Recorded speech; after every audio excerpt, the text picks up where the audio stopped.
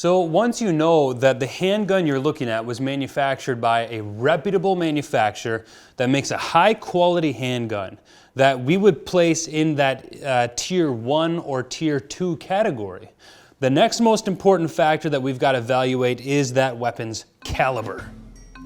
So the word caliber simply and literally refers to the diameter of the inside of a gun's barrel. But in everyday parlance, the word or the idea of caliber refers to how powerful of a cartridge that handgun fires. For example, many guns are offered in several different calibers. You can buy a Springfield XD, chambered, as they say, in the 9mm caliber, or you can buy a Springfield XD, which looks identical, but is in fact chambered in the .40 caliber Smith & Wesson. The only difference between these two identical pistols is the cartridge that they fire, and of course, the bullet stuffed into that cartridge. Now, before we get into how to choose a caliber or how to decide on which caliber is best for you, there's a few things that we've got to talk about.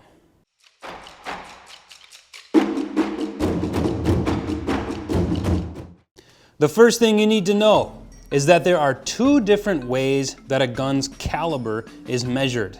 One is using the imperial measuring system of inches. The other is using the metric system of measurement, which of course uses millimeters. The metric scale is clear enough. I mean, the inside of a 9mm pistol's barrel, known as the bore, is exactly 9mm in diameter. Caliber, however, which is an imperial measurement term, is a little more confusing, since even in America, which still uses the imperial system of measurement, we don't measure things based on their caliber anymore. This is something from yesteryear. All you need to know is that this is an old way of measuring gun barrels, but it translates directly to 1/10 of an inch.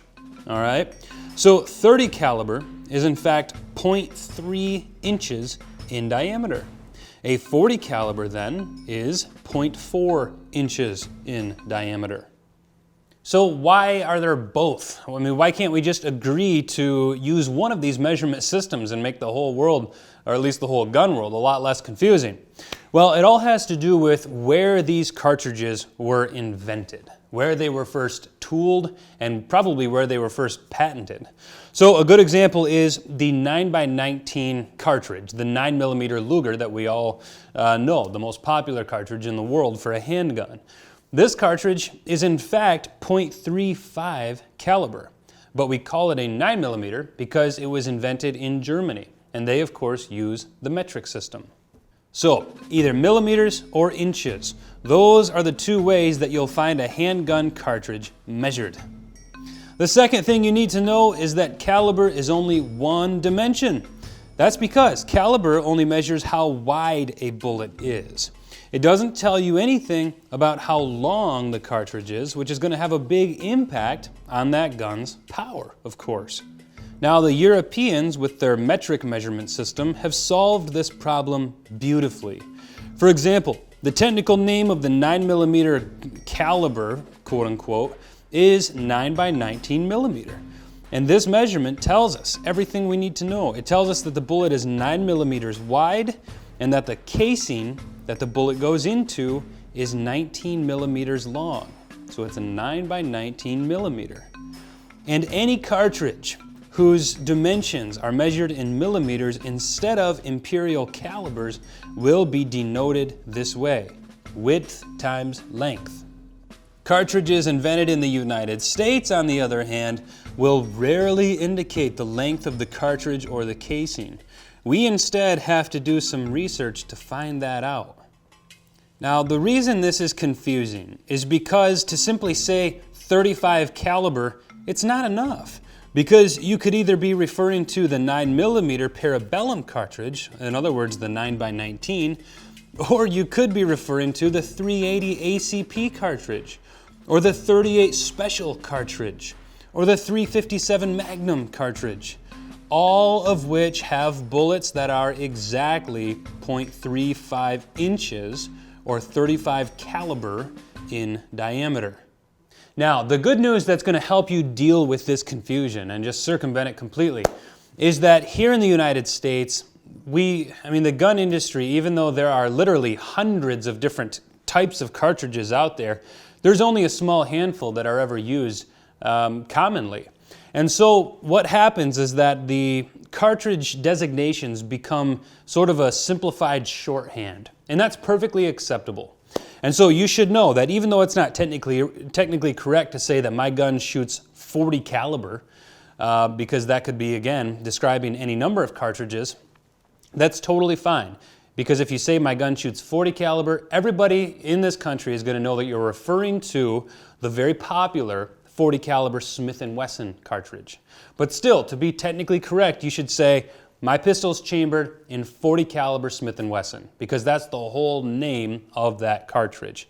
And the same is true for 45. If you say I've got a 45, everybody knows you're talking about the 45 ACP, 45 Auto Colt Pistol cartridge. But you can just say mine's chambered in 45, and everybody's going to know what you're talking about. And the same is true for 9mm, and the same is true for 380. And the same is true for 38 Special. People just say 38. If you say I've got a 38, they know what you're talking about.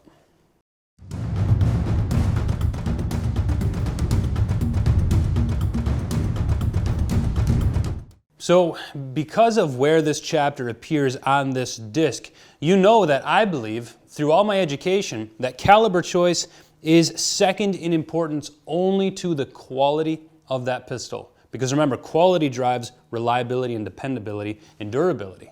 And those things are critical. Without those things, the gun's useless. But if your handgun is simply incapable of stopping a human threat, then even reliable functionality is essentially useless. And so I've placed this chapter second to underscore a very important point. And that is that not all cartridges were originally designed to stop human threats. Now that sounds very simple to say. If you go to the hunting aisle, they have specific ammunition for rifles developed based on the game size that you're hunting. You know, there's elk ammunition, there's white-tailed deer ammunition, there's smaller game, varmint ammunition. And so it should come as no surprise that to stop the two-legged predators, other very special ammunition has to be developed for that. Well, here's the problem. In this country, the gun industry and the gun market is enormous. And these companies make a lot of money selling handguns and ammunition and yada, yada, yada. That's great. I'm all for the free market. However, that becomes a problem when companies use gimmicks and bad advertising to sell products that don't help us. And that's true for some of the calibers out there. Now, this is one of the most touchy subjects in this whole space. And even if you're brand new to this whole gun ownership thing, you've probably already stumbled on that. The fact that people take it very, very personally if you insult their caliber choice. And people have very strong opinions on what calibers are and aren't best suited to stop human threats. Well, in 90% of cases, those are exactly that, simple opinions. Now, I don't want to get too deep into the subject of ammunition and ballistics here. We do that in the Armed American's Complete Concealed Carry Guide to Effective Self-Defense, where we look at ballistics gelatin samples, showing bullets hitting blocks, simulating human tissue at 20,000 frames a second, things like that. We go very deeply into this. But there are a few things regarding your caliber selection that we absolutely do have to talk about here. Because, again, if we botch this, if we err on the side of comfort or popularity, and we choose a caliber that isn't optimal for stopping a human threat, then the whole purpose of keeping a gun for home defense or for concealed carry, it all goes out the window. And so, in the same way that I recommend only purchasing weapons designated well within the Tier 1 or Tier 2 categories, I only recommend shooting self-defense guns that fall into the category of calibers that were intentionally designed to stop human threats. What are those? Well, for semi-automatic pistols, these calibers are either the 9mm, more technically known as the 9x19, or the 40 caliber, or properly known as the .40 caliber Smith & Wesson, or the .45, or more properly known as the .45 ACP, or anything larger. Although I'll add that anything larger than that could potentially generate enough recoil to make the firearm difficult to control in a rapid fire situation. And there are other arguments on overpenetration, etc. We'll get into that later. But you'll hear me refer to these 3 cartridges as the big 3 combat calibers. Now, that was semi-automatic pistols. For revolvers, the most popular self-defense caliber is the .38 Special. And while that is technically acceptable, it should be noted that this is a significantly older cartridge that's quite a bit less powerful than any of the big 3 combat calibers. .357 Magnum is the better choice for revolvers, but the problem there is that .357 Magnum cartridges are a very high pressure load and they produce a lot of recoil. And then there exist many cartridges smaller and weaker than these minimum thresholds. One example is the extremely popular .380 ACP, which is known as the .380. From there they get even smaller, the .32 ACP or the .25 ACP. And there are even self-defense handguns, or at least guns that are marketed as self-defense handguns, chambered in the .22 long rifle caliber.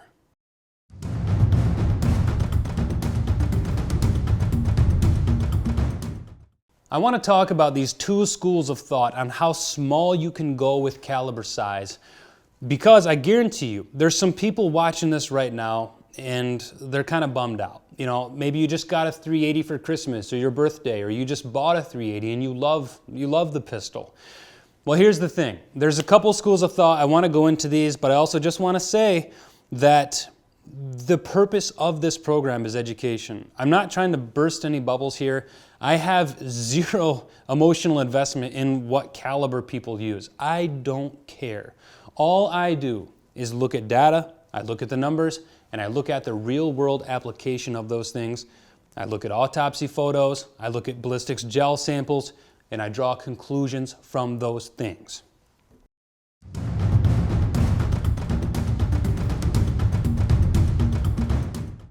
So the first school of thought, and this is the most forgiving one for those of you who really want to be able to carry your .380, is the concept that any gun is better than no gun.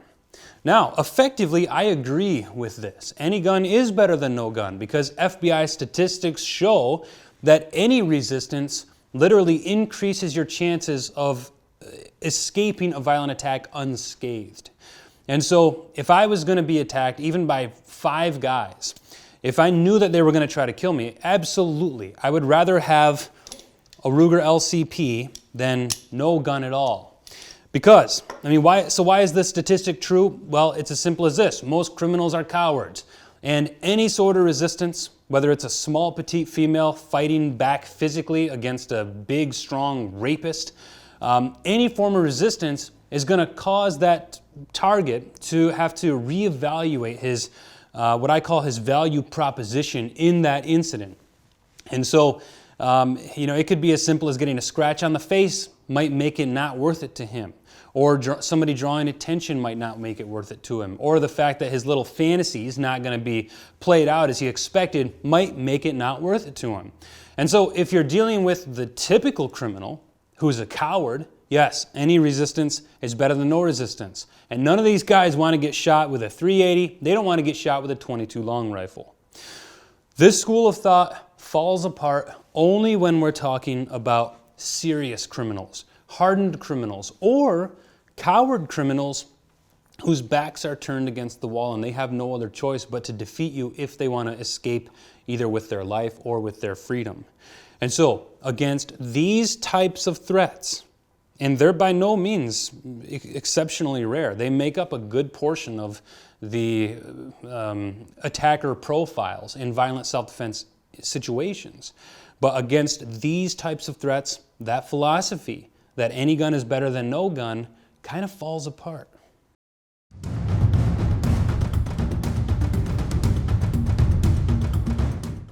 The other school of thought, as I just said, is that it doesn't make sense to carry a small caliber when it's possible to carry a weapon chambered in a bigger caliber for just a little bit more difficulty in carrying concealed. All right, so the whole point of carrying concealed is to increase the number of situations that we might ever find ourselves in that we're able to walk out of and continue enjoying life, to continue being a provider and a protector to those who depend on us. That's the whole point of all this. And so that second school of thought really rings true. And in a silly kind of dual way, I believe in both of these things. Yeah, if you have absolutely no choice, then any gun is better than no gun. But the fact is, and I teach a lot of people this stuff, I kind of know how this goes, but the fact is that if you're carrying a Ruger LCP, a 380, 6+1, little tiny pistol, it's only a little bit more work to carry a subcompact semi-auto like the Glock 26.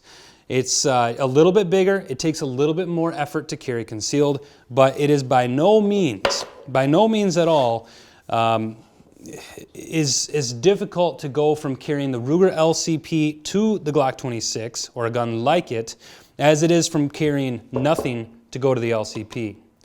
Do you know what I mean by that? Essentially what I'm saying is that if you're already going to carry a gun concealed, it's really not that much harder to upgrade to a combat caliber tier 1 pistol. And if you do that, for maybe a 20 to 25% increase in the difficulty to carry that concealed, what you're doing is you're more than doubling your effectiveness as a protector and a provider. Because that's how much more potent for survival that combat caliber tier 1 semi-auto is. It's a big deal. And so consider those two schools of thought very thoroughly before you land on a concealed carry weapon. That's it right there.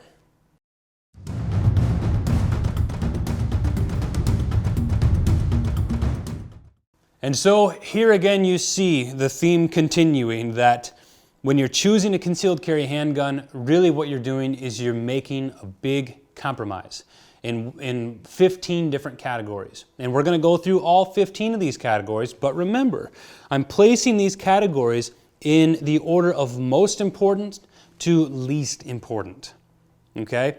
And because I'm listing caliber here as second, what I'm saying to you, and what I'm trying to underscore, is that if you're going to make a sacrifice of effectiveness toward physical comfort for ease of carrying, caliber choice is not where you want to sacrifice. There are other ways to sacrifice that and get more comfort without sacrificing your caliber size. So that's my official recommendation, that you stick within the big 3 combat calibers, either 9mm, 40 Smith & Wesson, or 45 ACP. But again, that's your choice to make. You just gotta, like in every other one of these categories, be aware of what you're giving up when you do make that sacrifice.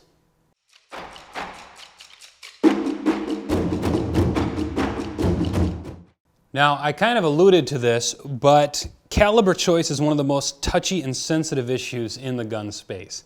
And so I just wanted to give you one more quick warning that regardless of where you end up on the caliber spectrum, at some point in your career, you're gonna get flack for that. I don't care if you're carrying a 45 ACP or a 40 Smith & Wesson or a 9mm, or especially if you're carrying a caliber like the 380. Although in some ways, those smaller calibers, because of successful marketing, are more popular than some of the, or at least one of the big 3 combat calibers, and so you might even get less flack for that. But just so you know, it's a very touchy issue. You should expect people to criticize your caliber choice. Just understand, you almost certainly, after going through this program, will have more education than they do, especially if you continue on with our other Concealed Carry University curriculum. You'll have more education, so don't let their criticisms sway you at all. If you made your choice with good knowledge of what you're getting and giving up when you make that choice, then there's nothing better that can be done. So ignore their criticism. The other side of that is don't lord this over other people. They might have made their choice for a specific reason. If you're carrying a 40 caliber Smith & Wesson and you run into somebody who's carrying a 9mm, then that's their choice. So don't lord it over other people as well. Educate them, but don't lord it over them.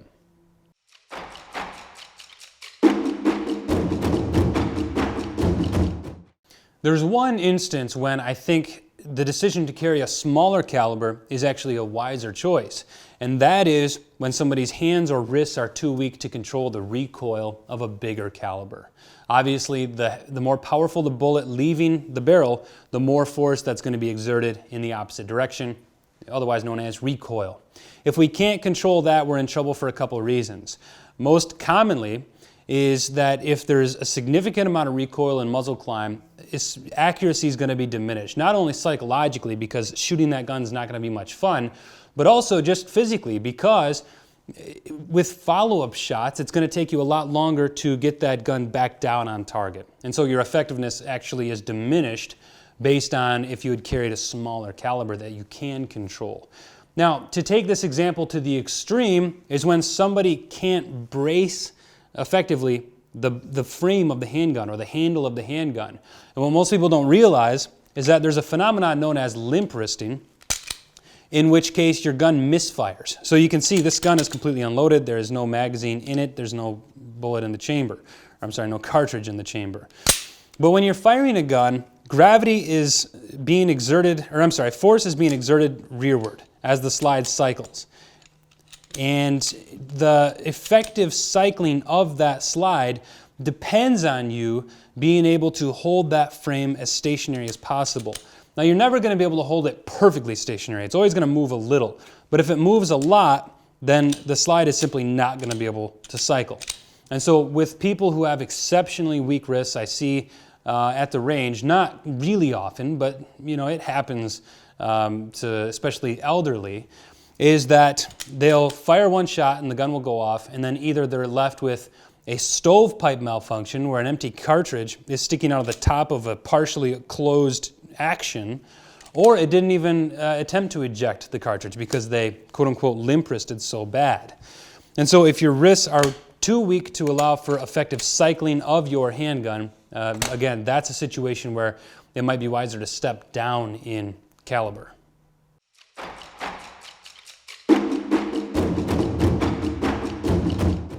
And so there you have it. There are all the factors that have to go into what I believe is the second most important consideration we have to make when choosing a concealed handgun, and that is, again, caliber choice. Just remember, it's all about balance. At one end of the extreme, we have ultimate effectiveness. And then at the other end of the extreme, we have ultimate comfort. The right answer is almost never going to be at one of the extremes, because the ultimate effective weapon would be essentially unconcealable. But the ultimately comfortable weapon would be a paperclip. You know what I'm saying? And so the right answer is going to depend on a ton of factors in your personal life, and you're going to end up somewhere in the middle. Just remember my advice. Draw a red line at calibers that were not specifically designed to stop human threats, and don't let your compromise go past that line. And again, I highly recommend you stick with one of the 3 combat calibers if you're going with a semi-auto pistol, 9mm, 40 or 45, and I recommend you stick to 38 special at the smallest if you're going for a revolver, hopefully something more powerful like .357 Magnum.